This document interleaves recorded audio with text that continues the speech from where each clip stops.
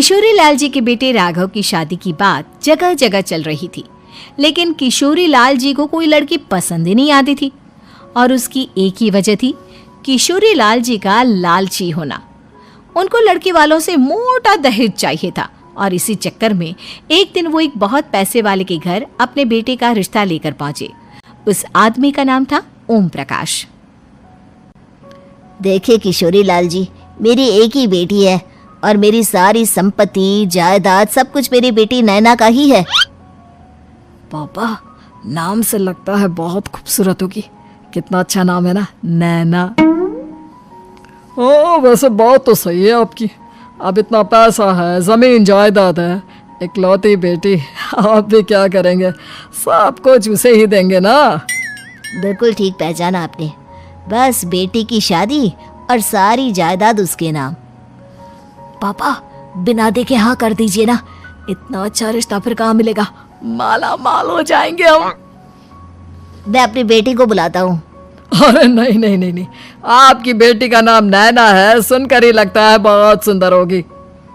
रहने दीजिए अंकल, मैं तो आपकी बेटी के नाम से ही इतना खुश हो गया हूँ कि उसे बिना देखे शादी करने को तैयार हूँ।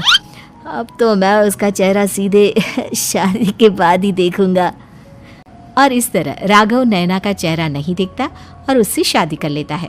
शादी के बाद अपनी सुहाग रात पर जब राघव नैना का घूंघट उठाकर देखता है तो नैना की आंखें बंद थी।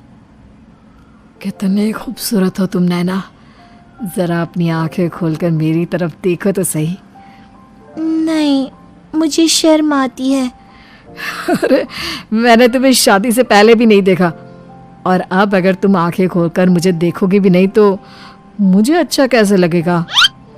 इससे पहले कि नैना अपनी आंखें खोलकर राघव की तरफ देखती, अचानक से लाइट चली गई और राघव नैना को पूरी तरह से देख भी नहीं पाया। अगली सुबह नैना राघव के लिए नाश्ता बनाकर लेकर आई। अरे ये क्या, आधा पराठा सेका हुआ है और आधा बिल्कुल कच्चा। ये तुमने क्या किया नैना? बहू, तुमने क्या आधा पराठा तवे से नीचे लटका कर रखा था जो आधा सेका है और आधा कच्चा? मुझे जितना दिखेगा उतना ही तो सीखूंगी ना पापा जी। जहाँ जहाँ मुझे नजर आ रहा था वहाँ मैंने सीख लिया, जहाँ जहाँ नहीं दिखा वहाँ कच्चा रह गया होगा। इसका क्या मतलब है? ये कैसा मजाक कर रही है तुम? अरे बहू, तुमने इतना लंबा घूंघट क्यों लगाया हुआ है? देखो, हमारे घर में बहुओं को बेटी की तरह रखा जाता है और फिर तुम तो इतना सारा माल लेकर आई हो। देखो, ये घूंघट डालकर रखने की कोई जरूरत नहीं है। हाँ नैना, पापा जी ठीक कह रहे हैं, तुम तो आराम से रहो, अपना ही घर समझो। नैना अचानक से अपना घूंघट उठा लेती है। अरे ये क्या पापा, नैना की तो एक आंख फूटी हुई है।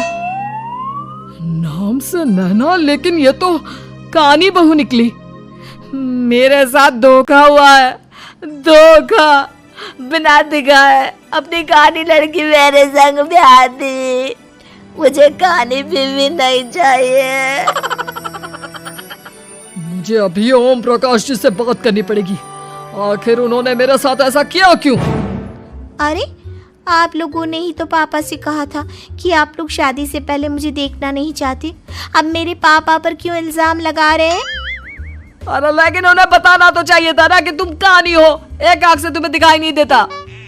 किशोरी लाल और राघव नाराज होकर ओम प्रकाश को अपने घर बुलाते हैं। पापा जी, ये आपने क्या किया? शादी से पहले बताया क्यों नहीं कि नैना की आंखों में परेशानी है? अरे, आप ही ने तो लड़की देखने से मना कर दिया था। और लेकिन आप बता तो सकते थे। आपको तो हमारी बेटी की प्रॉपर्टी चाहिए थी, वो भी पूरी की पूरी। अब क्या हुआ अगर उसे आधा दिखाई देता है? प्रॉपर्टी तो आपको पूरी मिल गई ना। अरे ये क्या बात हुई? मेरी शादी प्रॉपर्टी से नहीं, आपकी बेटी से हुई है। अब ये तो पहले सोचना चाहिए था। तब तो मेरी प्रॉपर्टी देखकर तुम्हारी जुबान लपलपा रही थी। लेकिन मैं कानी लड़की को अपनी बीवी बनाकर नहीं रख सकता। पापा, कुछ करिए ना आप। हाँ, करता हूँ। देखिए ओम प्रकाश जी, आप हमारे साथ ऐसा नहीं कर सकते। और तुम देखो, अगर तुमने मेरी बेटी से शादी तोड़ी ना तो जो भी प्रॉपर्टी मैंने तुम्हें दी है वो तो पूरी की पूरी वापस ले ही लूंगा और आधी प्रॉपर्टी तुम्हारी भी लूंगा। अरे मेरी आधी प्रॉपर्टी भला क्यों लेंगे आप? इसलिए क्योंकि मेरी बेटी को आधा नजर आता है और उसकी नजर अभी तक तुम्हारी आधी जायदाद पर ही पड़ी है। अब तुम उसे घर से निकालोगे तो कुछ तो लेकर जाएगी ना। और अगर हम आपकी बेटी को अपने घर की बहू बनाकर रखे तो? तो तुम्हारी पूरी प्रॉपर्टी तुम्हारी ही रहेगी और जो मैंने तुम्हें दिया है ना उसमें से बस मैं आधा लेकर जाऊंगा। अरे लेकिन अब आप अपनी दी हुई प्रॉपर्टी में से आधी वापस क्यों लेकर जाएंगे? अगर मैं आपकी बेटी को अपनी पत्नी बनाकर रखने को तैयार हूं तो? इसलिए ताकि भविष्य में अगर तुम मेरी बेटी को धोखा दो तो उसके पास कुछ तो रहे जो पति का हो। वैसे मेरे पास तो बहुत कुछ है लेकिन अपने पति की कोई निशानी तो उसके पास होनी चाहिए ना। अब अगर तुमने मेरी बेटी को कानी कहा तो तुम्हें प्रॉपर्टी भी कानी ही मिलेगी, पूरी नहीं। जमाए राजा। किशोरी लाल और राघव समझ चुके थे कि वो बुरी तरह फंस चुके हैं और अब उनके पास वहां से निकलने का कोई चारा नहीं है। अब समझ में आया ना, लालच बुरी बला होती है। एक तो तुम्हें प्रॉपर्टी मिली, ऊपर से बीवी मिली, उसमें तुम्हें नखरे भी दिखाने हैं। आए बड़े, चुपचाप बैठो दोनों। कुछ दिनों के बाद नैना राघव की कार लेकर बाजार घूमने निकलती है और जब कार लेकर वापस आती है, ये क्या? एक तरफ से मेरी गाड़ी पूरी खराब हो चुकी है।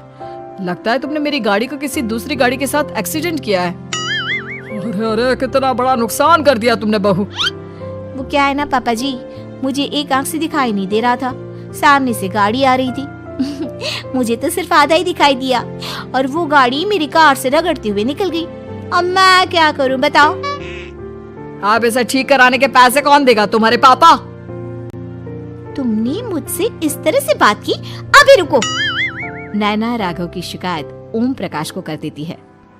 देखो राघव, अब जो मेरी आधी प्रॉपर्टी तुम्हारे पास थी ना उसमें से आधी और मैं लेकर जाऊंगा क्योंकि तुमने मेरी बेटी को डांटा।